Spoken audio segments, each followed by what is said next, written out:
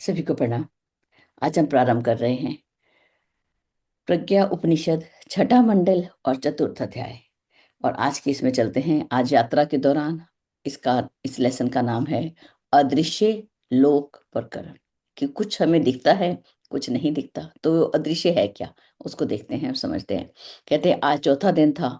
सारी जो मंडली है उन्होंने नित्य संध्या वंदन करने के बाद उन्होंने यात्रा को आरंभ किया, चर्चा को आरंभ किया। तो यहाँ से शुरू करते हैं।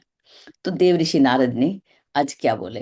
कहने लगे कि दृश्य जगत के पीछे एक अदृश्य जगत भी है। प्रोक्ष की क्षमता और महत्ता प्रत्यक्ष की तुलना में कहीं अधिक है। कि जो पीछे हमें दिखाई नहीं देता, एक तो दृश्य जगत है और एक अदृश्य जगत है। जो प्रोक्ष की क्षमता और महत्ता प्रत्यक्ष की तुलना में कहीं अधिक है। कि जो नहीं दिख रहा उसकी क्षमता अधिक है, हम उसको जान नहीं रहे। दृश्य शरीर से अदृश्य प्राण आत्मा की सत्ता कितनी मूल्यवान है, इसको समझाते हुए कहते हैं कि जो शरीर हमें दिख रहा है उसके अंदर जो प्राण जो हमें दिख नहीं रहा और जो आत्मा हमें दिखाई नहीं देती, उनकी सत्ता जो है वो कितनी मूल्यवान है। प्राण यदि नहीं रहता तो शरीर कैसा है, केवल शव बन के रह जाता है। ये बात हम सभी जानते हैं। मिट्टी का ढेला तुच्छ है, किंतु उसके सबसे छोटे अदृश्य घटक परमाणु की सामर्थ्य का पता जब विस्फोट होता है तभी चलता है। असीम अंतरिक्ष में जो भरा है उसमें से जो ग्रह नक्षत्र जैसी कुछ ही वस्तुएं हमें दिखाई देती हैं, लेकिन प्राणदायिनी वायुभूत संपदा इतनी मंडराती रहती है कि मूल्यांकन करने पर भी वह पृथ्वी की तुलना में असंख्यों गुना भारी और मूल्यवान सिद्ध होती है। कि जो प्राण वायु जो है, प्राणदायिनी जो वायु है वो घूमती रहती है, मंडराती रहती है, लेकिन अगर उसका भार को देखें तो पृथ्वी की तुलना में भी वो बहुत भारी है और बड़ी मूल्यवान है। पृथ्वी का भी मूल्य इसीलिए है क्योंकि यहाँ पे प्राणदायिनी वायु है, नहीं तो उसका क्या अर्थ था। प्रकृति प्रवाह के ताप, शब्द और प्रकाश की तरंगे नेत्रों से दृष्टिगोचर नहीं होती। जो प्रकृति के प्रवाह के अंदर जो है, हमें ताप हमें दिखाई देता है नहीं, शब्द दिखाई देते हैं नहीं, प्रकाश की तरंगे ये नेत्रों से नहीं दिखती। लेकिन समस्त संसार की हलचलों के उद्गम उन्हीं को माना जाता है। उच्च स्तरीय वैज्ञानिक आविष्कार प्रकृति की रहस्यमय क्षमताओं को जानने पर ही संभव हो सके। अविज्ञात का पता लगाने में मनुष्य की पूर्व आभास क्षमता ने ही योगदान दिया है। कि मनुष्य के अंदर एक और क्षमता है जो पहले ही आभास हो जाता है। ये जो आभास पहले हुआ उसी के आधार पर ही ये वैज्ञानिक जो हैं उन्होंने प्रकृति की रहस्यमयी जो क्षमताएं हैं उसको जानने का प्रयास किया। भौतिक क्षेत्र की जिन चकित कर देने वाली क्षमताओं को अध्यात्म पुरुषार्थ के द्वारा प्राप्त किया जाता है, उन्हें सिद्धियां कहा जाता है। किसकी? जो भौतिक क्षेत्र में जो हमने साधन कमाए, जो हमने आविष्कार किए, उन्हें किस रूप में जानते हैं? उन्हें किसके द्वारा प्राप्त किया गया? अध्यात्म पुरुषार्थ के द्वारा ही उनको पाया जाता है और उनको क्या बोला जाता है? सिद्धियां बोला जाता है। देखते हैं आगे। चेतना का प्रत्यक्ष कार्य क्या है? कि शरीर की आवश्यकताओं को पूरा करना मात्र है। इंद्रियजन्य और मनोजन्य आकांक्षाओं के लिए चिंतक के चिंतन अनुसार ताना बाना बुनती रहती है। ये चेतना का जो पूरा कार्य है ये शरीर की आवश्यकताओं को पूरा करता है। लेकिन जो हमारे इंद्रियों की जो कामनाएं होती हैं, हमारे मन की जो आकांक्षाएं होती हैं, उनके लिए वो किस तरीके से काम करती हैं कि जैसा हमारा चिंतन होता है वैसी ही चेतना जो है हमारे लिए आवश्यकताओं की पूर्ति करती रहती है।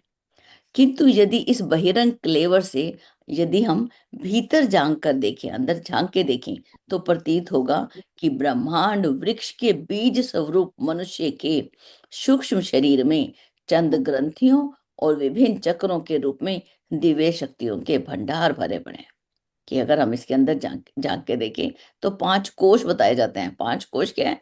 एक खजाना है, एक एक जैसे बॉक्स है, अंदर 5 लेयर्स हैं, उसके अंदर कितना कुछ भरा हुआ है और कितनी उपलब्धियां हमको मिलती हैं। ये हम गायत्री मंजरी भाग 3 गायत्री महाविज्ञान का, उसमें हम देख सकते हैं कि कितना कुछ जो है उपलब्धियां हमें मिलती हैं। युग ऋषि लिखते हैं 25 नंबर श्लोक के बाद देखते हैं कि जिस प्रकार समुद्र की ऊपरी सतह में केवल कूड़ा और करकट ही दिखता है, ऊपर तो क्या दिखता है। लेकिन जो गहरी डुबकी लगाते हैं वो क्या पाते हैं, मणिमुक्तकों की बहुमूल्य संपदा जो है उनके हाथ लगती है। उसी प्रकार मानवीय काया के अंतराल में ऐसी विभूतियां भरी पड़ी हैं जिनका थोड़ा सा भी भाग जो है यदि हमें मिल जाता है, हस्तगत हो जाता है, तो मनुष्य सिद्ध पुरुष माना जाने लगता है और वो ऐसा काम कर सकता है जो सामान्य स्थिति में मनुष्य के लिए कभी भी संभव नहीं होता। जिसने अपने अंदर को जाना वो बाहर बहुत सारा काम कर सकता है, बहुत सारा जान सकता है। देखिए, बीज रूप में ईश्वर ने इस मनुष्य को बनाया है, वो हमें यहाँ पे समझ आ रहा है, सारी शक्तियां बीज रूप में उसके अंदर दे दी। ठीक है, एक बीज रूप में ही बना दिया, यहाँ पे ऐसे लिखा ना, ब्रह्मांड वृक्ष के बीज स्वरूप मनुष्य। जो ब्रह्मांड वृक्ष का ये मनुष्य कैसे है, जैसे कि बीज स्वरूप हो। ठीक है, जी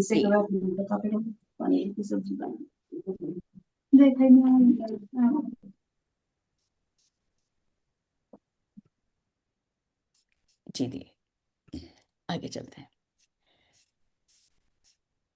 प्रकृति के रहस्यों को जानने और अविज्ञात शक्तियों को पाने में मनुष्य को जो वैज्ञानिक सफलताएं मिली हैं उन्हीं को संपदा कहते हैं। संपदा किसको कहा, कि प्रकृति के रहस्यों को जाना और जो हमें नहीं मिला था, जो अविज्ञात शक्तियां थी उनको वैज्ञानिकों ने जाना और जो मिला उसको क्या बोलते हैं, संपदा।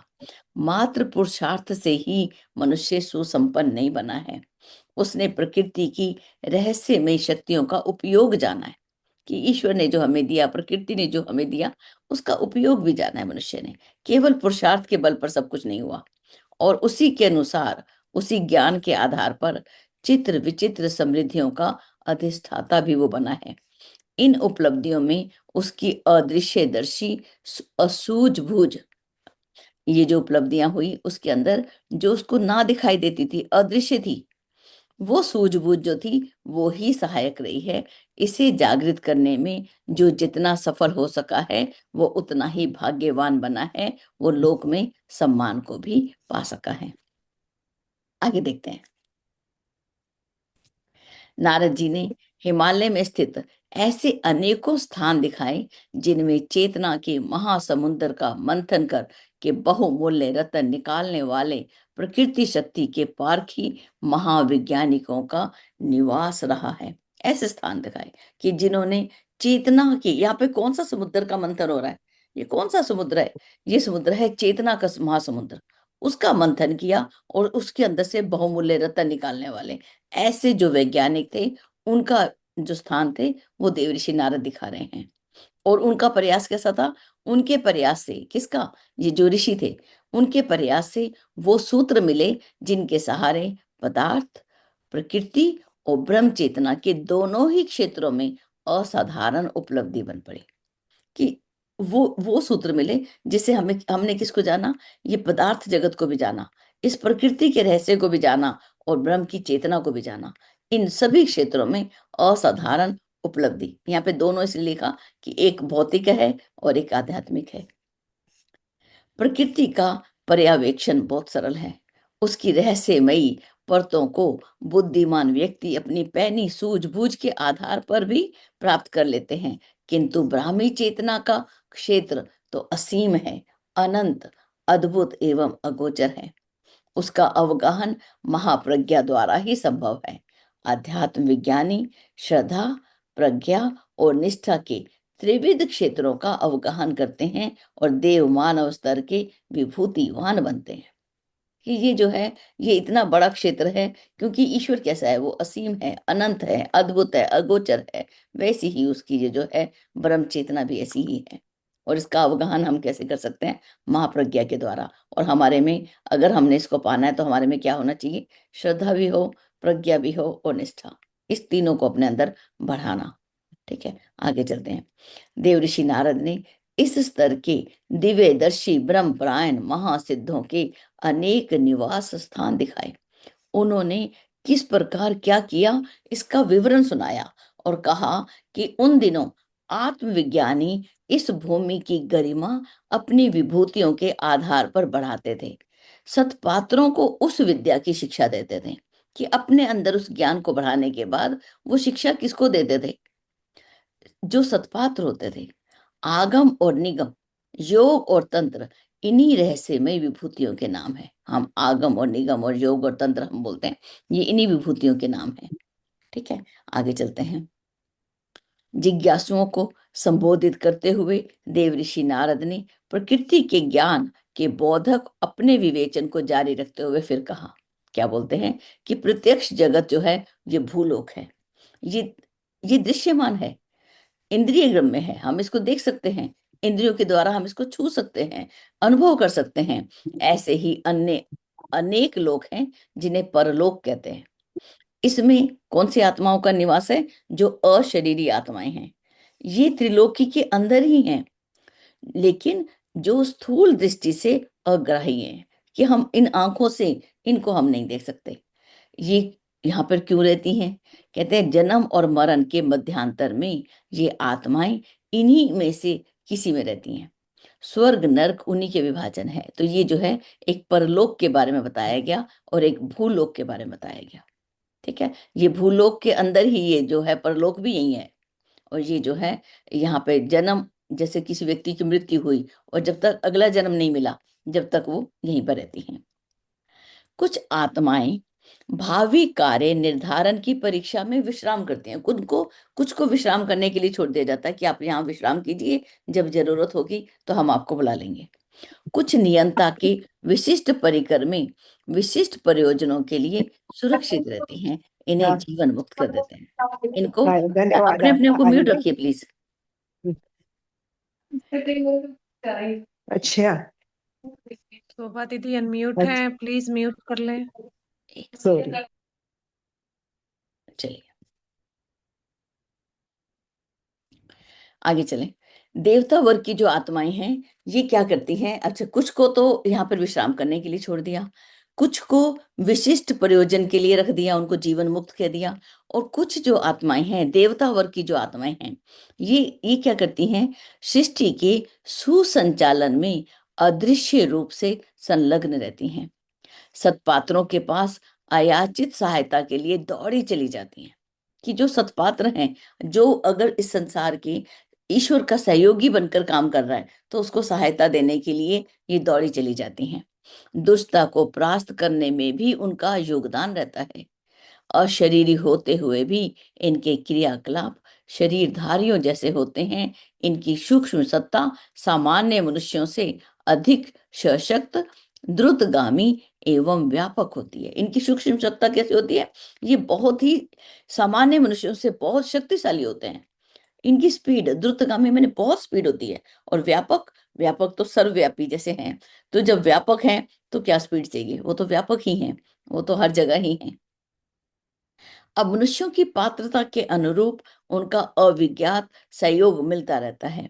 कितनों को ही वो ऐसे पूर्व आभास कराती हैं जिससे संकट से बचा जा सके और उत्कर्ष का अप्रत्याशित सुयोग मिल सके। तो ये इस रूप में ये जो है, ये परलोक के अंदर मृत्यु और जन्म के बीच में जो आत्माएं हैं, उनका क्या क्या काम निर्धारण होता है वो हमने यहाँ पे पढ़ा। आगे देखते हैं। इस भूलोक से सटा हुआ एक विपरीत प्रकृति का प्रति विश्व भी है। एक और विश्व भी बताया, उसमें प्रति पदार्थ भरा है। दोनों के समन्वय से सृष्टि का संतुलन बना है। यदि इस व्यवस्था में कहीं छिद्र पड़ जाए या विपर्य चल पड़े, तो फिर समझना चाहिए कि महाप्रलय या खंड प्रलय जैसी संकट आ खड़ा होगा। ये एक एक ऐसा सृष्टि का व्यवस्था बनाई हुई है। आगे बढ़ते हैं इसको देख समझने के लिए। ऐसी विपत्ति भरी परिस्थितियां मनुष्यों द्वारा अपनाई गई अवांछनीय, प्राणी मात्र विरोधी गतिविधियों द्वारा उत्पन्न होती हैं। कि कुछ ऐसे काम जो हैं, जो ईश्वर की व्यवस्था के अंदर हम जो है अपनी बात चलाएं, कि उसके अंदर हम व्यतिरेक करें, उस व्यवस्था में असंतुलन बनाएं, तो फिर जो है वो स्थिति कैसी हो जाती है? महाप्रलय की। तो ये भी इसको हमने जाना। प्रकृति ने बहुत कुछ दिया और मनुष्य ने उसका दोहन करके उसको समाप्त करने पे लगा है। तो ये जो है मनुष्य की द्वारा अवांछनीय कार्य हैं। आगे देखते हैं श्लोक नंबर 62 से 66 तक।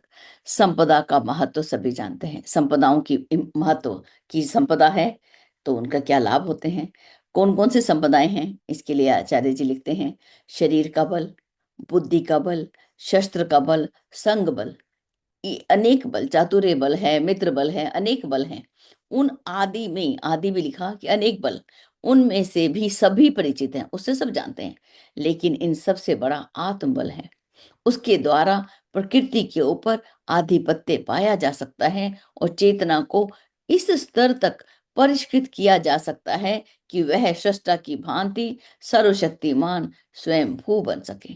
कि चेतना को इतना, जैसे हम बोलते हैं रिफाइन किया जाता है।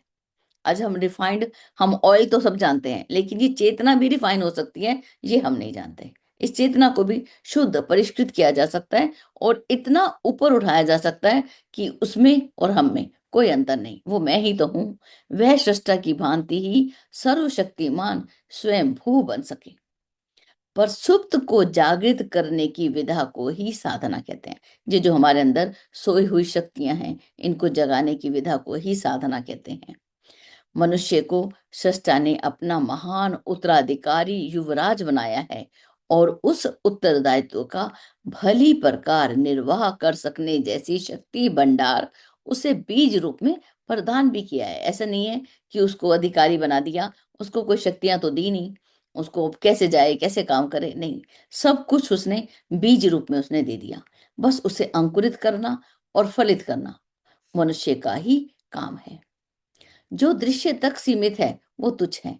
जिसने अदृश्य के विस्तार को समझा, उस क्षेत्र में प्रयास किया, उस भंडार में से कुछ समेटा बटोरा, समझना चाहिए कि वो महान बन गया।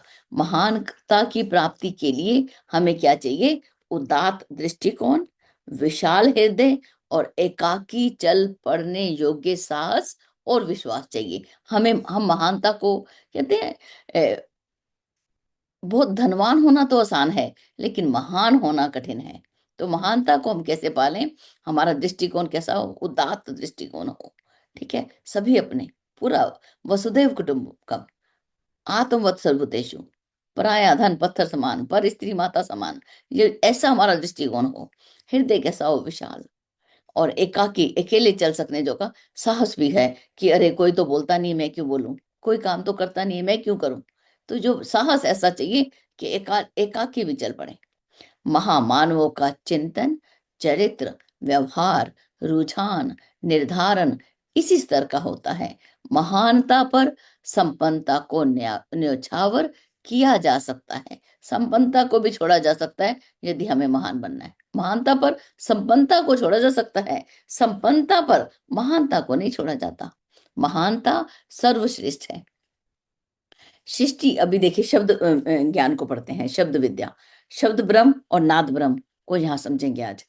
सृष्टि के आदि में शब्द उत्पन्न हुआ, उससे ताप और प्रकाश की सहायता से शक्ति के कितने ही स्रोत उमड़े, पांच प्राण और पांच तत्व निर्मित हुए। हम सभी जानते हैं ओम, ओम की पहले रचना हुई, शब्द उत्पन्न हुआ, उसी से पांच प्राण बने और पांच तत्व बने।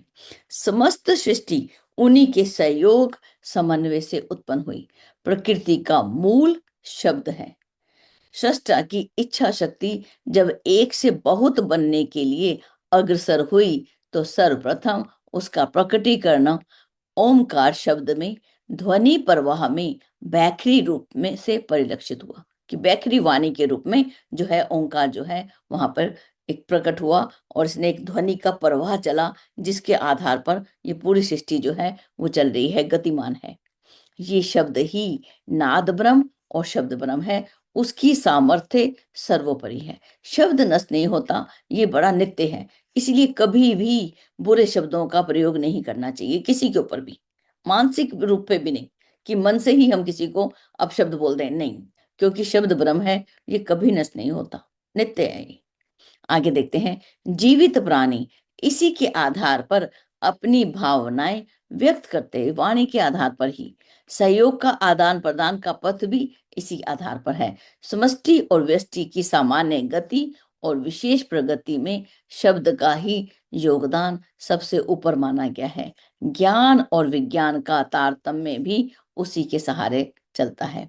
ऋषियों ने शब्द ब्रह्म और नाद ब्रह्म की उपासना से अध्यात्म क्षेत्र की अनेका अनेक विभूतियां अर्जित की। वो ऋषियों ने किसकी उपासना की? शब्द ब्रह्म और नाद ब्रह्म के रूप में। अब देखिए, शब्द ब्रह्म और नाद ब्रह्म में अंतर क्या है, ये भी हमें इसी में बताएंगे। आगे देखते हैं। उस सामर्थ्य के सहारे आत्म कल्याण और विश्व कल्याण का रास्ता जो था, पथ जो था, प्रशस्त किया गया। ज्ञान चर्चा। अब ज्ञान की चर्चा कहाँ होती है? सत्संग के लिए, प्रशिक्षण के लिए, पढ़ाने के लिए, कि विधा में उच्चारण का प्रयोग होता है, उसको शब्द ब्रह्म बोला। कि जो ज्ञान की चर्चा हम करते हैं, जो प्रशिक्षण की विधा है, उसमें हम जो शब्द बोलते हैं, उस शब्दों को क्या बोलते हैं? शब्द ब्रह्म। जब ध्यान में नाम रूप का आश्रय लिया जाता है। अब जब स्वर ताल बद्ध ध्वनि प्रवाह को, एक जो ध्वनि है वो स्वर ताल बद्ध है, उसको नाद योग कहा जाता है। आंतरिक विकास में उसका उपयोग प्रकृति विज्ञान के पारखी आत्मज्ञ तत्वदर्शी किया करते हैं। अपने अंदर के विकास में उसका उपयोग जो है, ये वैज्ञानिक करते रहते हैं, तत्वदर्शी किया करते हैं। तो ये शब्द ब्रह्म और नाद ब्रह्म, इन दोनों की व्याख्या हमें यहाँ मिलती है। आगे देखते हैं। परिष्कृत अंतःकरण, परिष्कृत चरित्र, परिष्कृत आहार विहार वाले मनुष्य जप पाठ और स्वर साधना द्वारा विश्व कल्याण कारक मंत्र सिद्धि करते हैं। लेकिन ये मंत्र सिद्धि करते कौन है? जिनका अंतःकरण कैसा है? परिष्कृत, चरित्र परिष्कृत, आहार विहार परिष्कृत। मनुष्य जप पाठ और स्वर साधना द्वारा, वो जप करेगा, पाठ करेगा, स्वर साधना द्वारा वो ऐसे मंत्रों की सिद्धि करते हैं जिससे विश्व का कल्याण हो। मंत्र में असाधारण शक्ति है। उसके प्रभाव से व्यक्ति, परिस्थिति और वातावरण को बदला जाता है। ये मंत्रों की वो बताई। मंत्र किसको बोलते हैं बाबूजी? मंत्र बोलते हैं मंत्रना, सलाह, मंत्रना। इन मंत्रों के माध्यम से क्या सब कुछ बदला जा सकता है। गायत्री मंत्र के माध्यम से हम सद्बुद्धि को पा सकते हैं। इन मंत्रों का प्रभाव इतना बड़ा है। वाक सिद्धि और मंत्र सिद्धि एक ही बात है, कि हमारी वाणी की सिद्धि हो। और वाणी कब सिद्ध होती है? जब हम अनुचित नहीं बोलते, किसी को बुरा नहीं बोलते, तब वाणी सिद्ध होती है। नहीं तो वाणी जो है वो सिद्ध ईश्वर करने ही नहीं देगा। किसकी वाणी नहीं सिद्ध कर सकते? ये तो गलत बोलता है। उससे भौतिक और आत्मिक दोनों ही क्षेत्रों के अनेका अनेक प्रयोजन सिद्ध होते हैं। अब देखिए इसमें बहुत सुंदर, जिसने वाणी को सिद्ध कर लिया, तो उसके लिए देखिए क्या बोलते हैं। आत्म संयमी, उनके उन्होंने अपने शाप वरदान के धर्म को समर्थ बनाने और अधर्म को निरस्त करने की महती भूमिका संपन्न की। जिन्होंने वाणी को सिद्ध कर लिया, ऐसे आत्म को संयम करने वाले। अब ऐसे व्यक्ति तो शाप या वरदान कुछ भी किसी को बोल देते हैं कि जा ये तेरा काम हो जाएगा, तो वो हो जाता है। तो ये वाणी की सिद्धि है। इसके माध्यम से, शाप और वरदान के माध्यम से धर्म को समर्थ बनाने और अधर्म को निरस्त करने की महती भूमिका संपन्न की। ये वाणी के माध्यम से उन्होंने काम किया। धर्म अनुष्ठानों में मंत्र शक्ति का असाधारण उपयोग है। उन्हीं के कारण वो फलित होते हैं। अन्यथा यज्ञ, पूजा, उपचार, स्तवन, सामगान आदि का वैसा महत्व नहीं है जैसा कि बताया गया। ये जो मंत्र शक्ति है, इसका असाधारण रूप से उपयोग होता है। कहते हैं मंत्र में विधिवत शब्द उच्चार की जितनी महत्ता है, उससे भी अधिक उच्चारणकर्ता के व्यक्तित्व की है। कि मंत्र का जप कर कौन रहा है, यज्ञ करवा कौन रहा है। अगर इसकी उपयोगिता नहीं होती, तो विश्वामित्र ऋषि वशिष्ठ राजा दशरथ के पास थे, तो श्रृंगी ऋषि को क्यों बुलाया जाता कि आइए और पुत्रेष्टि जो है यज्ञ करवाइए? क्यों बुलाया जाता? कि उन व्यक्ति का, उनके जो व्यक्तित्व है, वो ऋषि वशिष्ठ का नहीं रहा होगा, वो ऋषि विश्वामित्र का नहीं होगा, तो श्रृंगी ऋषि को बुलाया गया। तो कहते हैं जो ये हम लोग मंत्र उच्चार करते हैं, हम मंत्रों की उपयोगिता जानते हैं, लेकिन उच्चारण भी कौन कर रहा है? मंत्र साधक को मंत्र साधना के लिए उच्चारण परक कर्म कांडों की तरह वाक संयम भी अपनाना होता है। वचन सीमित और सोच समझकर बोलने का अभ्यास करना होता है। बहुत सीमित शब्द बोलें, और लेकिन सोच समझकर बोलें। इस प्रयोजन के लिए आहार संयम नितांत आवश्यक है। कि आहार जैसा जैसा कहते हैं अन्न, वैसा मन, वैसी वाणी बनती है। तो इसलिए बड़ा ध्यान इसको हम जान ध्यान से करें। संयमी की वाणी ही राम बाण की तरह लक्ष्य भेदती है। जो संयमी व्यक्ति है उसकी वाणी तो ऐसी होती है जैसे राम का बाण जो है अचूक होता है, अगर वो गया तो वध करके ही आएगा।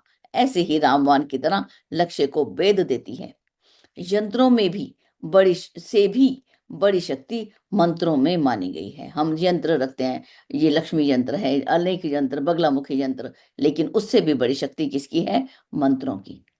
ऋषियों में से अनेक मंत्र विद्या के निष्णात थे। जो ऋषि थे वो अनेक कैसे थे? मंत्र विद्या को जानने वाले थे। उनके अनेक साधना स्थल इस मंडली को देवऋषि नारद ने दिखाए। आगे चलते हैं। हिमालय के क्षेत्र में कितने महामानवों ने निवास किया और उनके अनुसंधानों उपार्जनों ने संसार का क्या क्या हित साधन किया, इसका विस्तार पूर्वक उन्होंने वर्णन किया।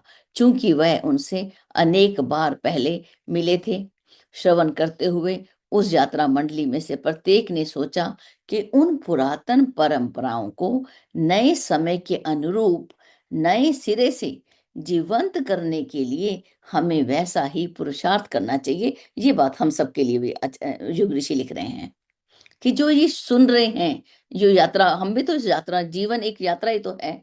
इसके अंदर सभी ने सोचा, हम सबको सोचना होगा कि जो इतनी सुंदर परंपराएं थी, जो समय के अनुरूप, आज के समय के अनुरूप, उसको नए सिरे से जीवंत हमें भी करना है और हमें भी वैसा ही पुरुषार्थ करना चाहिए। सबसे पहले अपनी इन शब्द ब्रह्म, नाद ब्रह्म, अपने अंदर की जो बीज दिव्य शक्तियां हैं उनको हमें जगाना है। जैसा कि पुरातन काल के ऋषियों ने किया, वे स्वयं भी धन्य हुए और हिमालय को देवात्मा कहे जाने का गौरव दिलाया। अगर वो वहां पर गलत काम करते तो कौन कहता है कि हिमालय बहुत अच्छा है? बोलते हैं कि हिमालय तो बुरी आत्माओं का वास है। नहीं, उन लोगों ने ऐसा काम किया कि वो धरती धन्य हो जाती है। हम अयोध्या को बड़ा धन्य मानते हैं, भगवान राम ने वहां जन्म लिया। भगवान राम ने अगर अच्छे काम किए तो वो धरती धन्य है। हम भी जहां भी रहते हैं उस धरती को हम धन्य बनाएं, जहां पर भी रहें, और उसका धन्यवाद करें कि उसने हमें हवा, पानी, वायु, सब कुछ, जितना भी धरती जो भी देना है उसने हमको सब कुछ दिया। उसकी शरण को हम ग्रहण करें और उसके हम ऋण से ऊऋण हों, ये काम भी करें कि तूने जो मुझे दिया मैं दिए बिना नहीं जाऊंगा। ये रेंट, जो किराया, तो हमें देना ही है। ठीक है। आज भी कल की तरह यात्रा अति उत्साह के साथ पूर्ण हुई। रात्रि बिताने के लिए उपयुक्त स्थान खोज निकाला गया। रास्ते में जहां तहां से कंदमूल सब समेटते गए थे। संध्या वंदन करने के बाद उसी से अपने पेट को भरा और संतोष पूर्वक शयन किया। और ये लाइन मुझे पढ़ना इतना सुंदर लगता है ना, अंतिम लाइन। इति श्रीमद् प्रज्ञोपनिषदे देव संस्कृति खंडे ब्रह्म विद्या आत्मविद्यो युग दर्शन युग साधना प्रकटीकरणो अदृश्य लोक प्रकरणम इति प्रकरणो नाम चतुर्थो अध्याय। बहुत ही सुंदर। दीदी को छूटा हो तो बता देना, वैसे प्रयास तो पूरा था। जी दीदी, बहुत सुंदर। हम चलते हैं सीधा ही। आ, हिमलता दीदी आज बहुत समय से जुड़ गए थे। दीदी प्रणाम। और रूपा दीदी भी हैं और किशोरी दीदी भी। अब अपने आप से अपने आप को म्यूट करना, रिकॉर्डिंग में ऑन ही रखूंगी, मुझे अच्छा लगता है आप लोग बोलें जब। जी बोलिए दीदी, समय का प्रणाम। ध्यान रखिए। प्रणाम सभी को, प्रणाम। जय गुरुदेव। बहुत ही गहन और सुंदर ये चैप्टर दीदी, अध्याय। और हम लोगों को जीवन में बहुत कुछ, सचमुच में मैं क्या हूँ, जो गुरुदेव पहली किताब लिखे हैं उसमें यही तो लिखे हैं कि कुछ तो है जो बोल अंदर से, अब ये ओठ हिल रहे हैं बट अंदर से कोई तो वाणी निकल रही है, वो तो दिख नहीं रही है। कान सुन तो रहे हैं बट कुछ तो है जो सुनने को, तो वो प्राण, वो आत्मा के जो अदृश्य है, जो दिखाई नहीं पड़ रहा। ये पहले चैप्टर में इन्होंने और उसके बाद कितना सुंदर कहते हैं, मिट्टी का ढेला तुच्छ है किंतु उसके सबसे छोटे अदृश्य घटक, मतलब एक कण भी, ईश्वर का एक अंश से भी वो, मतलब कहते हैं मतलब आत्मा का बल इतना है कि विस्फोट हो जाता है। एक चिंगारी, छोटी सी चिंगारी से भी जब पूरा धू धू जल जाता है तब समझ में आता है उसका महत्व, है ना। असीम है अंतरिक्ष में जो भरा पड़ा हुआ है। बहुत ही सुंदर। उसके आगे यहाँ जो कहते हैं, एक एक लाइन वो दीदी बताएंगे, फिर आगे मैं उन दीदी के लिए छोड़ती हूँ। थोड़ी बहुत जो मैं अपनी भाषा में इसको कहने का प्रयास करती हूँ। जो बार बार यहाँ भी कहते हैं, बाबूजी भी कहते थे कि जब अदृश्य जगत में कहीं ना कहीं हमेशा मदद मिलती है, जो वहां रहते हैं वो लोग अदृश्य रूप में मदद करते हैं। वो आत्माएं वहां रहती हैं, जैसे आपने भी बताया और बाबूजी भी बताते हैं कि आत्मा मरने के बाद कहीं तो रहती है, जब तक वो जन्म नहीं लेती है वो विराम अवस्था में आराम करती है। तो आराम करती है तो वही सबकी मदद भी करती है। तो कैसे करती है, तो बाबूजी कहते थे एक बार बहुत बेवान सुनसान जंगल था, मतलब रास्ते इतने, पहाड़ ऊपर खाबर, कहीं कुछ नहीं, शाम हो रही थी और गाड़ी, पेट्रोल पंप कहीं नहीं दिख रहा था और गाड़ी का पेट्रोल खत्म हो गया था जब टोली में गए थे। तो कहते थे कि कहाँ से एक आदिवासी जैसा आदमी 80 लीटर लेके रोड पे खड़ा था, और कह रहा है कि ये हम बेचने के लिए आए हुए हैं, मेरे घर का आज भोजन नहीं बन रहा है, मतलब कुछ तो ऐसा बताया था। तो मतलब वो तुरंत फिर जब तेल दिए और वो पलटे तो कोई नहीं है। तो अदृश्य आत्माएं हर पल, हम लोग ने अपने जीवन में भी इसको महसूस किया कि कहाँ से अचानक मदद आ जाती है जब हम विपरीत परिस्थिति में होते हैं। तो वो आत्माएं हिमालय पे रहती हैं हर पल। जब हम आत्मा से, हृदय से पुकारते हैं तो अदृश्य आत्माएं हमारी मदद करती हैं। इतना सुंदर इसमें है दीदी कि क्या बताऊं मैं, एक एक लाइन इसको पढ़ना, रीडिंग देना दोबारा आपकी वाणी को ही करना है। कहते हैं ओम ही शब्द हुआ था, जो यहाँ पे ये जो है 61 to 66 में, कि सब तरह के बुद्धि है ना, बुद्धि बल है, शास्त्र बल है, शरीर बल है, लेकिन आत्म बल सबसे बड़ा है। तो क्या है आत्म बल? वो जैसे हम लोग बीमार भी रहते हैं, बुखार है काफी, किसी कारण से हम बीमार हैं, फिर भी हमारे अंदर वो मतलब नहीं है, वीकनेस भी है, फिर भी हमें काम करना है, तो उठ के हम काम भी कर लेते हैं। जैसे सैनिक लोग हैं, गोली लगने के बाद भी वो अंदर से विल पावर है कि सामने वाले दुश्मन को हमको मार ही देना है। वो आत्मबल है अंदर से, कि उसको छोड़ देंगे तो फिर वो और नुकसान करेगा। मैं तो मरूंगा ही, अब मरना ही है, लेकिन उसको मार के मरूंगा। ये अंदर से एक मतलब वो शक्ति कहाँ से आती है? वो आत्मा की ही शक्ति होती है। जब गोली लगा हुआ भी कितनों को मार के ही मरता है। तो इस तरह से ओम, सबसे पहले ऋषियों ने खोजा ओम शब्द का। पूरे ब्रह्मांड में जो ध्यान के द्वारा देखे तो एक ओम ध्वनि ही गुंजायमान है हर पल। और वही उसमें ही ओमकार में ही सब है। और सबसे कितना सुंदर बताया गया कि ओम जब बोलते हैं यहाँ पे शब्द का, ध्यान में ज्ञान और चर्चा की, सत्संग की जब बातें होती है तो वो शब्द नाद है, यहाँ पर शब्द ब्रह्म है। और वही जब अंतराल में वो ध्वनि जब कहते हैं ना, बाबूजी कहते हैं कब तक नाद योग लगा के ध्यान करते रहोगे, बाहर की इसमें अंदर वो होना चाहिए, वो धुन अंदर चलना चाहिए, वो ध्वनि अंतर्नाद में गूंजनी चाहिए, तब जाके वो हमारा मतलब आंतरिक विकास में उसका उपयोग होता है। तो बहुत ही सुंदर दीदी। और दीदी को सुनेंगे, हेमलता दीदी का प्रणाम दीदी। जी दीदी, बहुत सुंदर। जी, जो नाद है, हर ध्वनि में उस ईश्वर को सुनना, उसकी आवाज को सुनना, ये नाद ब्रह्म। बहुत सुंदर आपने बताया। जी हेमलता दीदी, प्रणाम। जी हरिओम। प्रणाम सभी को। बहुत सुंदर दीदी, बड़ी गूढ़ बातें इसमें बताई गई हुई है। अदृश्य लोक प्रकरण में बड़ी गूढ़ गूढ़ बातें हैं इसमें दीदी। ये भी जो थोड़ा बहुत समझ में आई रखना चाहेंगे। क्या हुआ, आज पुनः संध्या वंदन के उपरांत विज्ञ समुदाय, जो विद्वानों की जो समुदाय थी, नारद जी के नेतृत्व में चल पड़ी प्राकृतिक संपदा का प्रवक्षण करने के लिए। क्योंकि आज अदृश्य लोक का प्रकरण हमें समझना है। अदृश्य लोक क्या है, कैसे वहां किस तरह का चल घटनाएं घटित होती है। इन चर्म चक्षुओं से मात्र वस्तुओं का स्वरूप देखा जा सकता है। ये प्रकृति जो हमें दिखाई देती है, आंख से, इस खुली आंखों से केवल ये स्थूल स्वरूप ही जान सकते हैं। किंतु उसकी महत्ता, उसकी गरिमा, उसकी उपयोगिता अगर समझनी हो तो सूक्ष्म पर्यवेक्षण की आवश्यकता होती है, सूक्ष्म दृष्टि से उसको अध्ययन करना पड़ता है। तो इसके लिए वो क्या होता है, तत्व दृष्टि की आवश्यकता पड़ती है और उसका सहारा लेना पड़ता है। यहाँ एक बहुत सुंदर बात है, कितने सुंदर शब्दों से ऋषियों ने दूसरे को आदर सम्मानजनक शब्दों का प्रयोग किया है। शब्द ही ब्रह्म है, आगे हम लोगों ने पढ़ा है। साधु शिरोमणि, दिव्य ज्ञानी, नारद जी को गुरुदेव बताते हैं। बड़ा महत्वपूर्ण शब्द है, इसे हमें भूलना नहीं चाहिए। साधुओं के शिरोमणि नारद भगवान को कहा गया है और वो उन्हें दिव्य ज्ञानी का संबोधन दिया गया है। ये सब महत्वपूर्ण बातें आती है गुरु जी के साहित्य को पढ़ने में। गुरुदेव तो साहित्यकार भी थे, वैज्ञानिक भी थे, उन्हें क्या क्या न कहा जाए। कहा जाता है, नारद जी बता रहे हैं कि दृश्य जगत के पीछे एक अदृश्य जगत है। ये जो दिखता है मात्र वही संसार नहीं है, एक अदृश्य जगत है।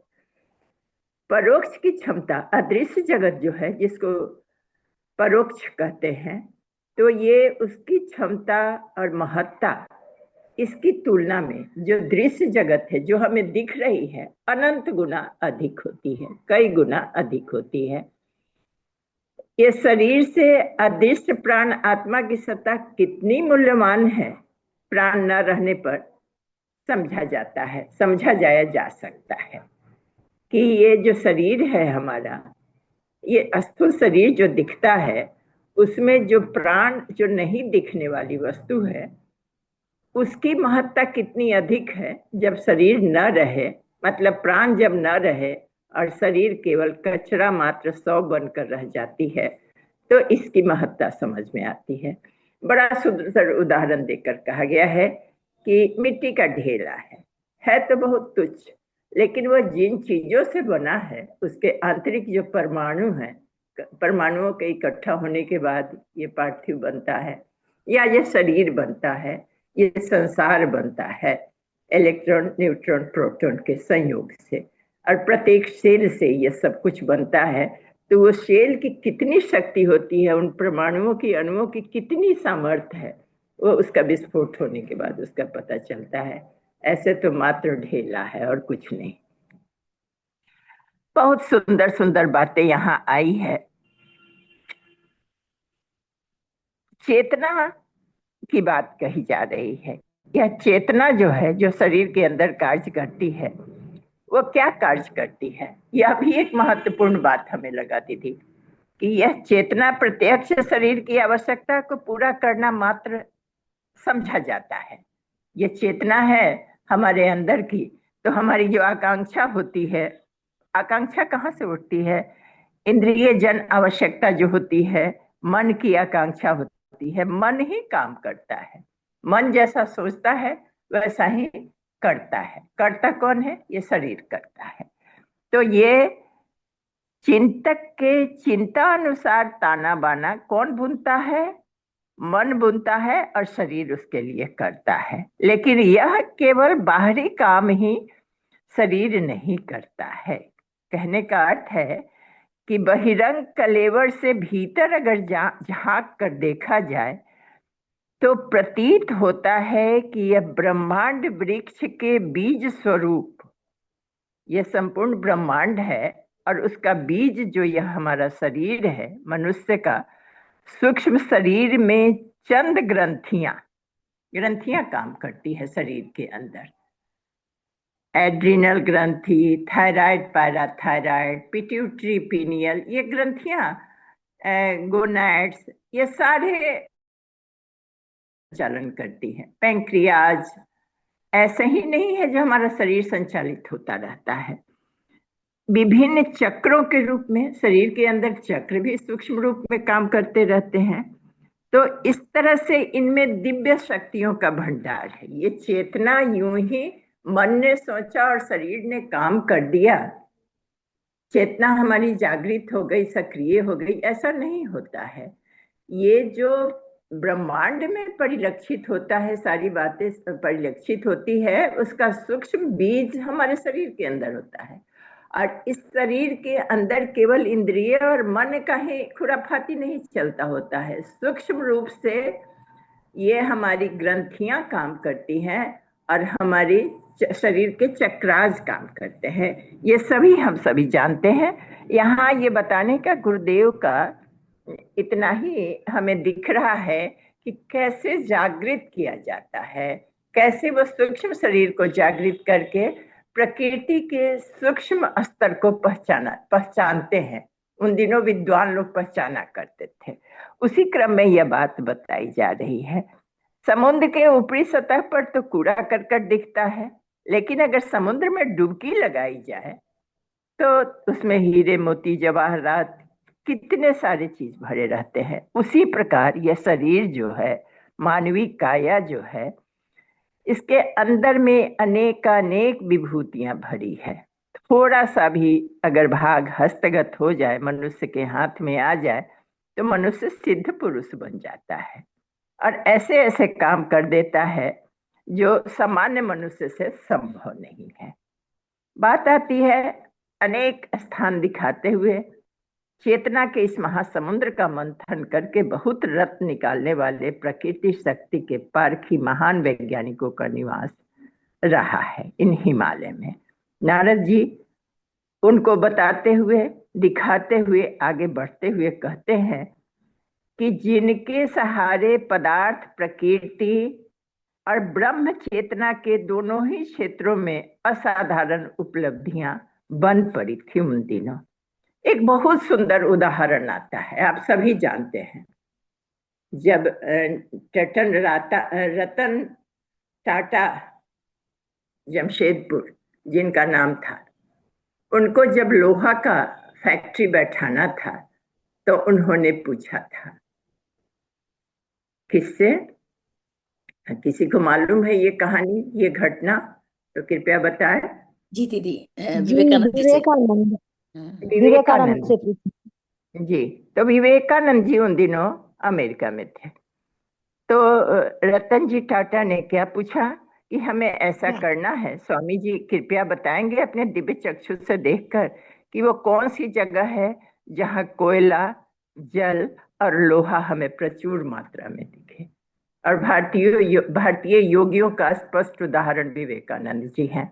उन्होंने अपने दिव्य दृष्टि से वो आज जो जमशेदपुर जगह है जहाँ उस लौह खंड का फैक्ट्री है, उस जगह को दिव्य दृष्टि से देखकर बताया था। आप सभी ज्ञानी हैं, सभी को पता है। इसी चीज की यहाँ व्याख्या की गई है कि हमारे सिद्ध जन, योगी जन कैसे अपने सूक्ष्म दृष्टि से देखते थे और सूक्ष्म दृष्टि वो कैसे प्राप्त होता था। इन्हीं बातों को समझाने का प्रयास किया गया है। तो नारद जी बताते हैं कि दिव्यदर्शी ब्रह्मपारायण महासिद्धों के अनेक निवास स्थान वैसे दिखाए गए और कहा कि उन दिनों आत्मविज्ञानी इस भूमि की गरिमा और विभूतियों के आधार पर ही बढ़ाते थे। सत्पात्रों को उस विद्या की शिक्षा देते थे और उस शिक्षा को क्या कहा जाता था? आगम और निगम, योग और तंत्र, इन्हीं रहस्यमय विभूतियों के नाम है। आगम निगम की चर्चा भी बाबूजी करते हैं, इसलिए यहाँ इसको दिया गया। यदि आप जानती होंगी तो आगम निगम की चर्चा करेंगी, हमें अभी ध्यान नहीं आ रहा है, लेकिन यह शब्द हमने बाबूजी के मुंह से सुना हुआ है। आगे बताया गया कि आप करिए पहले, बाद में करते हैं। जी जी। तो प्रत्यक्ष जगत, ये विवेचन को जारी रखते हुए नारद जी कहते हैं कि यह दृश्यमान और इंद्रिय गम्य है। जो जगत भूलोक दिखता है, यह दिखता है और इंद्रिय से स्पर्श करके उसे समझा भी जा सकता है। ऐसे ही अनेक लोग हैं यहाँ। हम तो एक ही लोक को देख रहे हैं, लेकिन ऐसा अनेक लोक बताया जा रहा है इस शास्त्र में। दूसरे लोग जो हमको दिखता नहीं है, यह लोग हम स्पर्श करके देखते हैं और नेत्र से देखते हैं, स्पर्श करके इंद्रियों के स्पर्श से महसूस भी करते हैं। लेकिन जो परलोक है वह हमें दिखता नहीं है। उसमें कौन रहता है? अशरीरी आत्माओं का निवास होता है। जिनका सूक्ष्म शरीर तो होता है, यह स्थूल शरीर नहीं होता है, और यह इस त्रिलोकी के अंदर ही है। जो त्रिलोक है, अंतरिक्ष, धरती और पाताल जो है, ये इसी त्रिलोक के अंदर यह दिव्य लोक भी है, जो स्थूल दृष्टि से नहीं देखा जा सकता है। जन्म और मरण के मध्य में जब आत्माएं क्या होता है, कहाँ जाती है, इन्हीं लोकों में निवास करती है, और उसी को स्वर्ग और नरक में भी बांट दिया जाता है। वह लोक जो है प्रलोक है, उसी में कुछ हिस्सा स्वर्ग में बांटा जाता है, कुछ नरक, उसको नरक की संज्ञा दी जाती है। एक बड़ी महत्वपूर्ण बात है, यह समझने के लिए महत्वपूर्ण है। यहाँ दो तीन चीजें बहुत अच्छी बताई गई, इसलिए थोड़ा सा समय लिया जा रहा है। एक चीज तो कही गई जो ये आत्माओं के बारे में, यह भी उपनिषदों में दिया हुआ है, वेद में भी इसकी चर्चा आती है। कुछ आत्माएं जो है स्वाभाविक कार्य के निर्धारण की प्रतीक्षा में विश्राम करती होती हैं। तो ये सृष्टिकर्ता का कुछ नियम, कुछ ये रहता है, निर्धारण रहता है, भावी कार्य की योजनाएं रहती है, उसके लिए कुछ श्रेष्ठ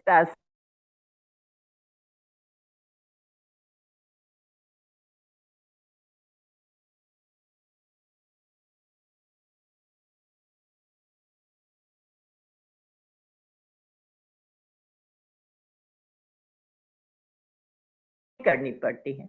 ये विशिष्ट आत्मा है, देव कार्य के लिए ये सुरक्षित रखी जाती है। देवता वर्ग की आत्मा है, सृष्टि के सुसंचालन में अदृश्य रूप से लगी रहती है, सत्पात्रों के पास आयोजित सहायता के लिए दौड़ जाती है, सत्पात्रों के पास दौड़ जाती है जहां जिनकी आवश्यकता होती है, विशेष उद्देश्य से। इसीलिए हम लोग कहते हैं फलाना विशेष उद्देश्य से आया है, आप ऋषिकाएं विशेष उद्देश्य से आई हैं। कोई जरूरी नहीं है कि हमने पाप किया, हमने पुण्य किया और इसलिए हमें बार बार आना जाना पड़ रहा है। तो ये परमात्मा की धरोहर ये आत्माएं होती हैं, ब्रह्म की धरोहर होती हैं, जो विशेष कार्य के लिए वे आती हैं। अशरीरी होते हुए भी इनके क्रियाकलाप शरीरधारियों जैसे होते हैं। इनकी सूक्ष्म सत्ता जो वहां रहती है, जो आत्माएं, उनकी सूक्ष्म सत्ता सामान्य मनुष्यों से अधिक सशक्त होती हैं और द्रुतगामी एवं व्यापक होती हैं। मनुष्यों की पात्रता के अनुरूप उनका अभिज्ञात सहयोग उन्हें मिलता रहता है, जैसा किशोरी दीदी ने बताया है। अभी उन्हीं श्रेष्ठ आत्मा में हमारे दादा गुरुदेव श्री सर्वेश्वरानंद जी हैं, उनकी सूक्ष्म आत्मा अभी भी विचरण करती रहती है। और महा अवतार बाबा हैं, योगानंद जी लोग के परंपरा से आते हैं, तो उनकी सूक्ष्म आत्मा हर जगह सहयोग के लिए उपस्थित। कितनों ने देखा है, कितनों ने मिला है, कितनों को ही ये पूर्वाभास कराती रहती है और संकट से बचाए जा सकने में अप्रत्याशित सहयोग करती है। पितर अशरीरी पितर सहयोगी होते हैं, ऐसा भी हमने गुरुजी का वांग्मय भी है, जो पितर सहयोगी होते हैं, सहयोग करते हैं। एक विपरीत प्रकृति का प्रतिविश्व भी बताया गया है। थोड़ा समय लगेगा, लेकिन ये समझना आवश्यक है दीदी, ऐसे ये जहन में आ नहीं रही थी, तो इसको थोड़ा सा हमने मेहनत करके इसके कुछ पॉइंट्स को निकाला है जो समझना जरूरी है। अगर पढ़ रहे हैं तो ये समझ ले सभी तो अच्छी बात है। जी दीदी, इस भूलोक से सटा हुआ एक विपरीत प्रकृति का प्रतिविश्व भी कहा गया है। मतलब वही जो प्रतिविश्व है, जो सूक्ष्म लोक है, तो ये विपरीत है, इस भूलोक से सटा हुआ है और इसमें प्रति पदार्थ, इसमें भी पदार्थ भरा हुआ है और दोनों के समन्वय से ही सृष्टि में संतुलन बना रहता है। अगर व्यवस्था में कहीं छिद्र पड़ जाए, अगर उसमें, उस लोक में गुरुजी को जब रहना पड़ा था अखंड ज्योति संस्थान में, जब मथुरा रहने गए थे, तो एक भूतहा मकान उन्हें मिला हुआ था। वो 3 मंजिल का था। शुरू में तो रात दिन बहुत उत्पात मचाते थे वो भूतगण। गुरुदेव ने उनका मर्यादा निर्धारित किया और कहा कि तुम इतने में रहोगे, हमें परेशान नहीं करोगे, और उन भूतों ने मान लिया। यहाँ कहने का अर्थ है कि अगर उसमें कुछ गलत होने लगे, विपर्य होने लगे, अधिकार क्षेत्र में अगर दखल अंदाजी होने लगे, तो समझना चाहिए कि महाप्रलय आने वाला है। ऐसी विपरीत परिस्थितियों में मनुष्य द्वारा अपनाई गई अवांछनीय प्राणी मात्र विरोधी गतिविधियों द्वारा यह उत्पन्न होता है। तो यह मनुष्य जो गलत काम करता है, उनके अधिकार क्षेत्र का अतिक्रमण करता है दूसरे लोक का, तब वहीं प्रलय की स्थिति बनती है। तो यह भी एक समझने की, जो सबका अधिकार क्षेत्र अलग अलग निर्धारित है, प्रकृति के साथ खिलवाड़ नहीं होना चाहिए, उसमें हमारा हस्तक्षेप नहीं होना चाहिए। संपदा की महत्ता सभी समझते हैं। शरीर बल, बुद्धि बल, शस्त्र बल, ये सब संपदा है। संघ बल, हमेशा कहती हैं दीदी, संपदा अष्ट संपदा की बात कही जाती है। इन सबसे बड़ी संपदा जो है सो आत्मबल है। प्रकृति पर अधिपत्य प्राय जा सकता है और चेतना के इस स्तर तक परिष्कृत किया जा सकता है कि वह सृष्टा की भांति सर्वशक्तिमान स्वयंभू बन सके। वह सृष्टा का अंश ही तो है, वो सारी शक्तियां बीज रूप में उसमें विद्यमान है। तो प्रसुप्त को जागृत करने की विद्या को ही साधना कहते हैं। वह किस चीज के बल पर संभव है? तो आत्म साधना के बल पर। आत्म साधना का कल जिन लोगों ने सुना है, गुरुदेव ने बड़ा सुंदर अपने ऑटोबायोग्राफी में युग दृष्टा का जीवन दर्शन में लिखा है कि हमारा वो कभी उसमें दिक्कत नहीं आया। आत्म साधना हमारे लिए लाभदायक ही हुआ, तो किसी के लिए लाभदायक हो सकता है। तो ये जो प्रसुप्त को जागृत करने की विद्या है, उसी को ही साधना कहते हैं। और साधना उपासना का बड़ा घनिष्ठ संबंध है और परिणति आराधना के रूप में होती है। तो वही जीवन साधना। जीवन साधना के बाधक तत्व लोभ, मोह और अहंकार को बताया गया और उस पर विजय हासिल करने की भी विद्या बताई गई। ये इसकी चर्चा इसलिए यहाँ आवश्यक हमें दिखा कि यह करना पड़ता है उस सूक्ष्म शक्ति को जागृत करने के लिए, जो अपरा की शक्ति को देख सके, उस लोक की शक्ति को पहचान सके। जो विश्वामित्र में जो ज्ञान था, विश्वामित्र कहते हैं विवेकानंद जी में जो शक्ति आई थी। एक अब आ रहा है, अगला बता रहे हैं। सृष्टि के आदि में शब्द उत्पन्न हुआ। सर्वप्रथम जब सृष्टि का निर्माण हुआ तो क्या हुआ? शब्द की उत्पत्ति हुई थी और उससे ताप, शब्द जब बना तो ताप और प्रकाश की संगति से शक्ति के कितने ही स्रोत उमड़े।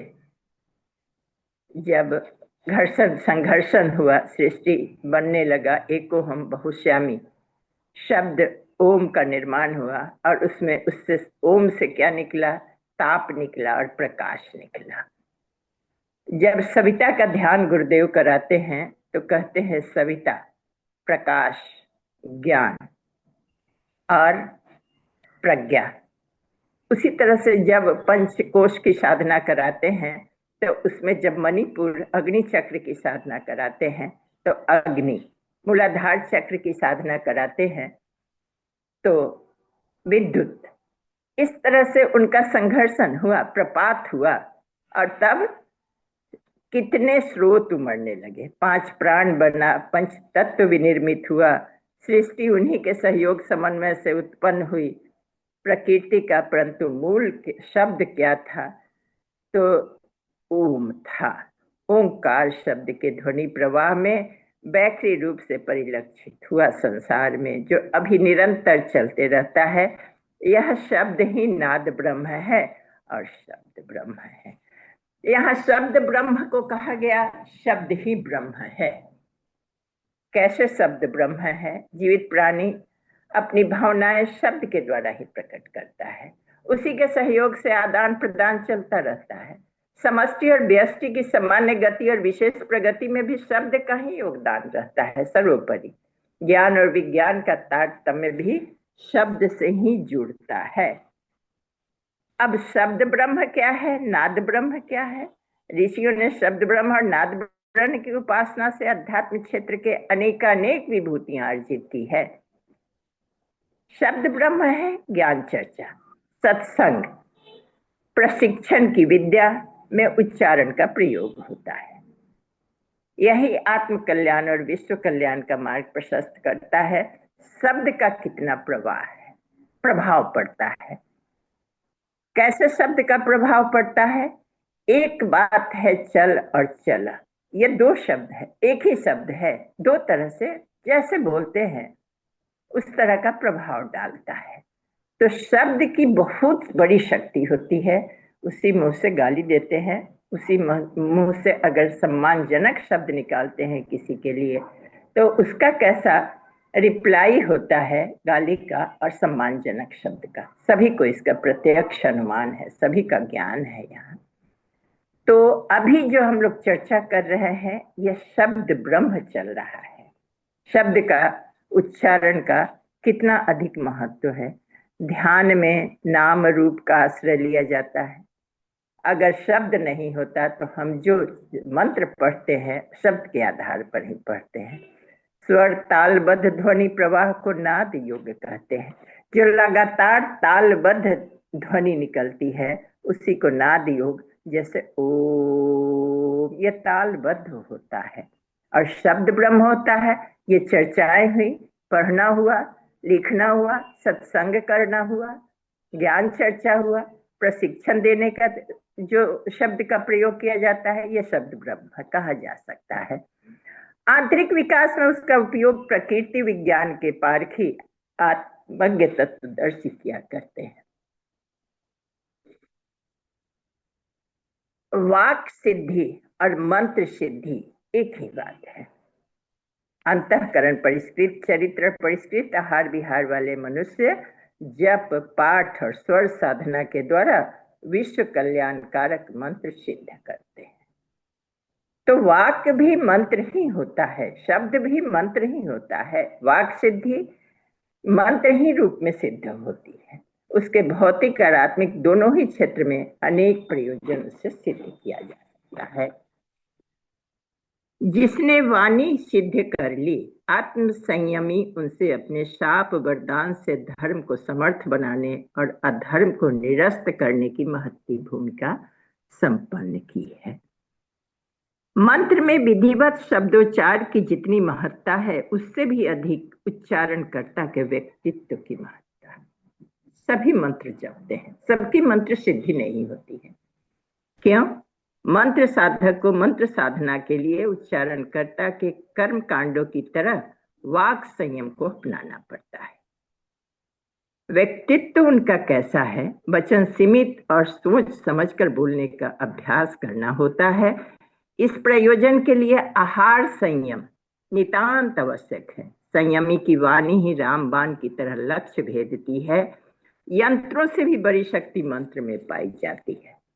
तो इस प्रकार हिमालय के क्षेत्र में कितने महामानवों ने निवास किया और उनके अनुसंधानों उपार्जनों ने संसार का क्या हित किया, साधना किया, इसका विस्तार पूर्वक वर्णन नारद जी करते हैं। और श्रवण करते हुए यात्री मंडल प्रत्येक ने सोचा कि उस पुरातन परंपराओं को नए समय के अनुरूप नए सिरे से जीवंत करने के लिए हमें वैसा ही पुरुषार्थ करना पड़ेगा जैसा कि पुरातन काल में ऋषियों ने किया।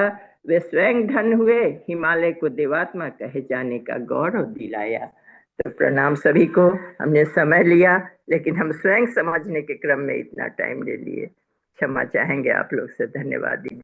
जी दीदी, प्रणाम दीदी जी, बहुत बहुत धन्यवाद। और आपने तो पूरा अच्छा से रिवीजन हो जाता है और गूढ़ विषयों पर जहाँ ध्यान आकर्षित हो जाता है। जी रामनिवास भैया, क्या कहते हैं आप? आदर नमन दीदी, धन्यवाद। पहले तो इन दीदी को मैं धन्यवाद करना चाहता हूँ जो सारे क्वेश्चन को डिफाइन कर दिए, मतलब कि रहने ही नहीं दिए। इनका मेरा एक क्वेश्चन था शब्द ब्रह्म और नाद ब्रह्म के बारे में, इतना सुंदर इन्होंने समझाया, कल्पना से परे है। मैं सोच भी नहीं सकता था कि इतना सुंदर से समझा सकती हैं जैसा समझाया इन्होंने। धन्यवाद इनका समझने के लिए और हमें समझाने के लिए और हमें समझने के लिए। धन्यवाद दीदी, मेरा क्वेश्चन सॉल्व हो गया। धन्यवाद। धन्यवाद। चलिए, हम में से और भी कोई कुछ कहना चाहता है तो बोलिए। रूपा दीदी 2 मिनट आ जाते। जी दीदी प्रणाम और खूब सारा आभार। दीदी लोग, आप लोग से तो इतना मन एकदम से प्रफुल्लित हो जाता है और लगता है कि गुरुदेव साक्षात हमें आप लोग को भेज दिए हैं। हमें तो बस अपने आचरण में उतारना है और मन स्थान पे उसे स्थापित करना है कि हमारे अदृश्य सत्ता है, सत्ता जो है वो हमें सहायक होते हैं कई रूपों में, हर जगह हर समय। बस उन्हें हमें अपनी श्रद्धा देने की जरूरत है। और गुरुदेव भी ऐसा हमेशा लिखे हैं सभी जगह और बोले कि इसको अनुभव करना है, फील करना है। तो जब पहले तो नहीं ऐसा अनुभव होता था दीदी, लेकिन अब धीरे धीरे ये अनुभव में आने लगा। और रहा सवाल शब्द का, तो शब्द जो होता है ना, एक आहत और एक अनाहत, तो ये दोनों भी शब्द ना हमें बड़े बड़े ही परेशान करते थे, बाहरी भी और आंतरिक भी। लेकिन बाहरी जैसे ही शांत होते गए, तो फिर आंतरिक भी जो द्वंद चलता था वो स्वतः अपने ही से आंसर भी निकलना शुरू हो गया। पहले बहुत प्रश्न ही रहते थे। तो आप सबसे इसीलिए क्लास से जुड़ करके और जीवन की छोटी छोटी कठिनाइयों को, छोटे छोटे अपने चिंतन को जो समझ में नहीं आता है, उससे सुधार होता है। आप सबको खूब खूब आभार दीदी, प्रणाम प्रणाम दीदी, सभी को प्रणाम। जी प्रणाम दीदी, बहुत बहुत धन्यवाद। जी दीदी, आपने आगम और निगम के लिए बोला था दीदी, ज्यादा तो मुझे नहीं मालूम। जो थोड़ा बहुत ऐसा समझ रही हूँ कि हम जब गुरु के पास बैठते हैं तो वो हमें ज्ञान देते हैं, और जो शास्त्र हैं उनको पढ़ना, वो आगम, एक आगम है और एक निगम है। केवल ज्ञान पढ़ने से भी हम पूर्णता को नहीं पा सकते, केवल कर्म करने से हम पूर्णता नहीं पा सकते। जब दोनों का समन्वय, भक्ति हमारे आचरण में उतरने लगे, ज्ञान और कर्म हम एक आचरण में, सदव्यवहार में आने लगे, तो वो आगम और निगम को उस रूप में देख सकते हैं। ज्ञान और उपासना इस रूप में, ज्ञान और शास्त्र, जो गुरु है वो ज्ञान देते हैं लेकिन शास्त्र उनके सहायक होते हैं। तो उस रूप में, और भी हम बाबूजी से पूछ लेंगे इसके ऊपर और भी ज्यादा कि बाबूजी किस रूप में बताते हैं। तो चलिए दीदी। जी दीदी, बहुत सुंदर, बिल्कुल आ गया समझ में, याद भी आ गया। जी दीदी, जी धन्यवाद। धन्यवाद दीदी। एक बार शांति पाठ करते हैं उसके बाद। ओ शांति ही, शांति ही, शांति। जय गुरुदेव। सभी को प्रणाम, बड़े धैर्य से सुना और इसको हम समझें और जीवन में उतारें। इसी के साथ मैं अपनी वाणी को विराम देती हूँ।